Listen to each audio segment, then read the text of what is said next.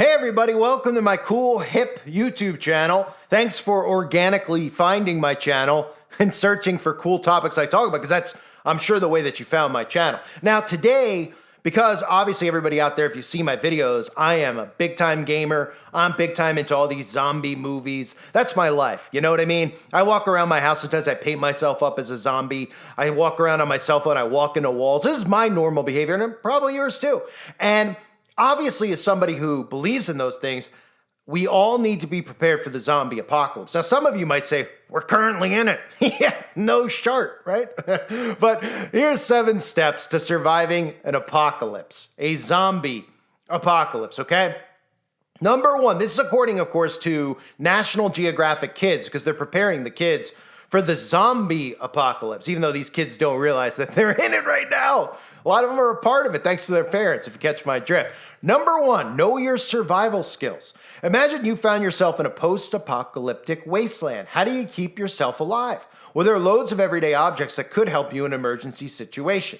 A fire alarm, for example, can actually be used to start a fire. Huh? And a humble plastic, what's a humble plastic bottle? Can be used to sterilize drinking water. Simply fill your bottle and leave it out in the sunshine. The sun's UV rays will pass right through the water and kill any germs that are in there. And how about opening a tin can without any tools? Easy, there's a trick for that. You'll need to turn the can upside down so it can get a little messy, but it's handy. Great, cool, neat. Number 2, love wins, everybody, by the way. And this could potentially be the last video on this channel. Hopefully we get some views, people watch it. Number 2, choose a good hideout. I know some people who think that they've got hideouts.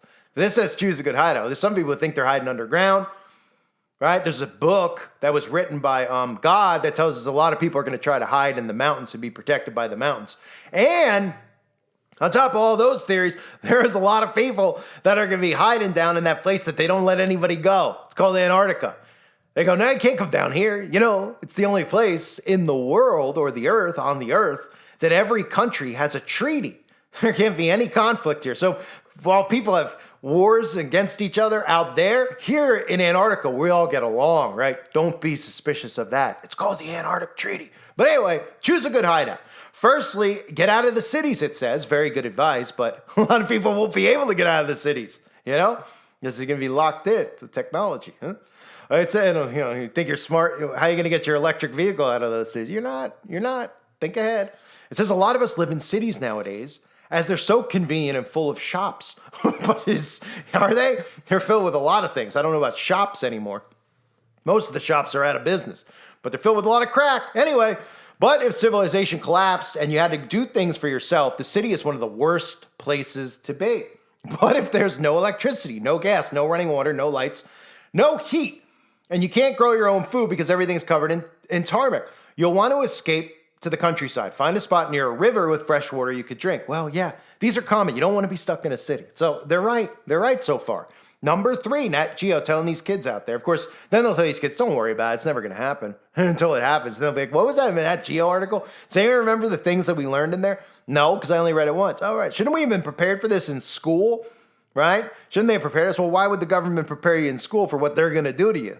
Exactly. Anyway, got to be careful what I say. Number 3, pack a survival kit. Imagine you got a 4-minute warning to get out of the house. Grab some fresh water and cans of food. If you forget your can opener, don't worry, because you know how to open one without a knife. A twine for tying things. Or failing that, use your iPod headphones instead. And don't forget that empty plastic bottle. So, folks, think of the basic things you might need. You might need, I don't know, you're going to need water and fire, right? But make sure you got your iPod. Okay, get your ear pods in, right? Because remember, don't be surprised, by the way, with a grid shutdown, if they do keep the towers on so that everyone's fighting fighting one another to find somebody who either has a generator or solar energy so they could charge their phones, because they're going to be getting fed propaganda.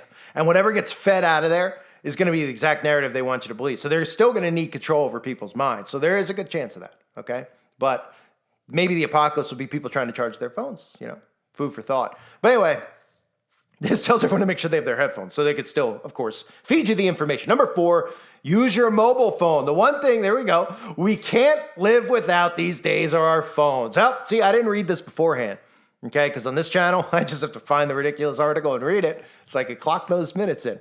But, I mean, look at this, how it works, right? Use your mobile phone. We can't live without it these days, it says. But if civilization collapsed, there'd not be too much use for it at all. However, there is one feature on your phone that will continue working for at least a couple of months, and that's GPS.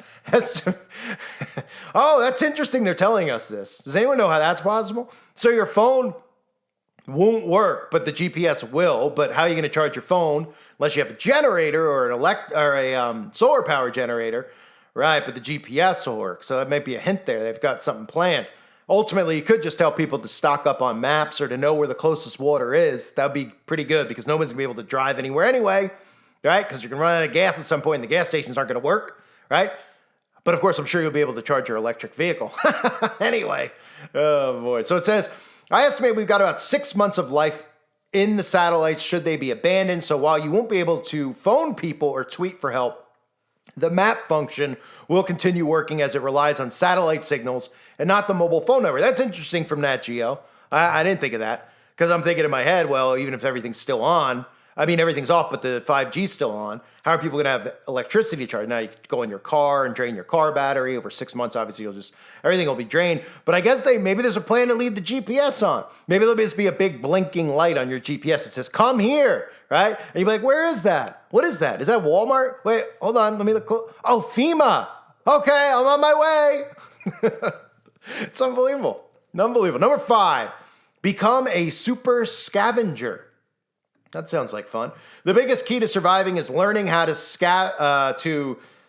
scavenge and forage, for the things you need. One of the best things to get your hands on is a car battery. There you go. I just said that, huh? And an alternator. Use them to make a simple windmill or a water mill to recharge the battery. A scavenged solar panel can be used to charge your mobile phone. And if you're in need of a compass, an analog wristwatch will do just as good of a job. Simply point the minute hand towards the sun and halfway between the number 12, and the hour hand will show you where south is. Another thing I recommend, by the way, even though this is a comedy video, people should have a lot of books on stuff. Okay, I got a lot of books on things that I don't know how to do it right now. But when it's the fan, I have more time because I won't have time. There won't be any point. I can't make people aware of what's going on. I have a lot of time to figure out a lot of problem solving, right? How to do this build that. So it's always good to have books, right? Because that's part of the reason they want everything online is everybody's Google searching everything and shut it off. Nobody knows how to think anymore. It's called hive mind, right? That scene from Leave the World Behind that I've covered. I mean, another guy's covered. So anyway, last but not least, I'm sorry, there's 2 more. Number 6, gather a useful gang. That's always good. You guys want to be my gang? You might have imagined who you take with you during an apocalypse. Who would be most useful? Do you know anyone who owns an allotment, who has the skills to grow their own food, or someone who's good with their hands like a carpenter or a metal worker, or good at fixing things like a car mechanic? These are the people that would be most useful when they're trying to rebuild society. Of course they will be. People like computer programmers or astrobiologists will probably have to learn a few more useful skills. Of course, because the computer programmers and the astrobiologists will be the ones responsible for what's going on, especially the computer programmers, right? So you would think, hearing something like this, that they would actually teach trades in school so people could learn useful things. But no, it's more important, of course, in school to indoctrinate you with lies. That way it's easier to program you. Oh boy, I gotta be careful what I say here. Let me just move on. Number 7, and what about a zombie apocalypse? One of the safest locations during a zombie apocalypse would be a prison. One of the safest, I can't even make this up. One of the safest locations would be a prison. So just lock yourself up. With their high walls and barbed wire fences, they'd be great at keeping people in. But of course, they're also great at keeping people out. Right, I think they do a lot of that programming in the zombie movies. I'm not one to watch them, really. Honestly, I'm playing a role here on the channel. But I think they do a lot of predictive programming with that. But of course, it makes sense. A lot of these people will end up locking themselves in prison anyway, one way or the other. Even when the grid comes back on, they will. They'll willingly do it. Oh boy, this stuff is hilarious, isn't it? Find one with its own water supply and a stockpile of food. Dig up the car park to plant crops, and you got an extremely safe refugee. Okay, well, that's obviously for a zombie apocalypse, not the actual grid shutdown that they have planned. But again, we're going to be among zombies that we need to stay away from. And a lot of them, obviously, to become a zombie, you need to have that grapho thing inside you. And a lot of people do, but we're literally, it's a metaphor, right? The zombie apocalypse is really a metaphor for a lot of these people that we're living among who don't know what to do without their phone, who have no trades whatsoever. All they do is complain. All they do is give their opinion on everything. All they do is walk around cluelessly bumping into things on their phone, being rude and nasty. Well, they've been trained to be this way. That's why I'm compassionate still about a lot of the young people out there, because it's a form of mind control. We were all young at one point in time. We look back when we were young and we're embarrassed about some of the ways, the way we acted, some of the things that we did. So anyway, that's enough on this channel. I'm already going to blow this. Now I'm going to ruin this whole channel off. So anyway, folks, let me just get some words in here. Love wins. I love Ukraine. I support them fully. I actually just painted my mailbox. I'm getting a tattoo on my left butt cheek of the Ukrainian flag. So those are all good for the algo.